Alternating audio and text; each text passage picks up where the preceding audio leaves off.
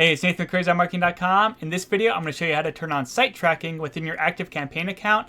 Now, site tracking is awesome because it lets you track how your subscribers engage with your website. So if they're going to different web pages, clicking on things, maybe looking at products or services and things like that, and then you can go ahead and trigger automations based off of the pages that they're viewing. Now, a couple side notes: in order to track people that are on your website with ActiveCampaign, they have to click through one of the links in one of your emails in order to get cookied, so that way you can track them across your website. Or if they opted in through a form you created within ActiveCampaign, then that would also apply the cookie to their browser and allow you to track them. Now, obviously, if somebody's not on your email list already, it's going to be pretty hard to track them with ActiveCampaign because there's no way ActiveCampaign knows who is who. And so your goal should be to get somebody to click through one of your links as soon as humanly possible, so that way you can cookie them and track how they engage with your website. But anyway, let's go ahead and set it up. So you come in here to your ActiveCampaign account and we want to go to website, and then you'll see the option for site tracking right here.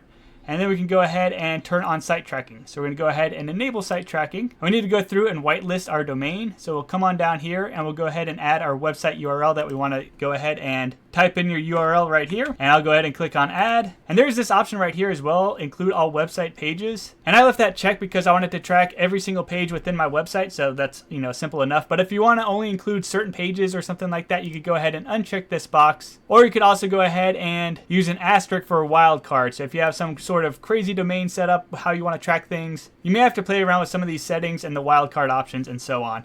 So anyway, we also have this tracking code right here, so we can go ahead and copy it, and we need to go ahead and add it to the footer of your website. So depending on what type of website you have, how you may do this will probably change. Now, I have a WordPress website set up, and so I'm going to be installing it on a WordPress website. But if you have some other website, there's probably some sort of way to edit the footer. And if you can't figure it out, I'm sure there's another YouTube video out there to show you how to edit the footer of whatever platform you're using. Now, I'm using a Pixel Your Site plugin because that is my favorite plugin, because it also works nicely with Facebook and Google Analytics and so on. But it also lets me add custom code to my header and footer as well. So I can come in here and I see the option for header and footer on the right hand side, and then I can come down here and I can see that I've enabled head and footer, and then there's head scripts right here, and then there's footer scripts down here.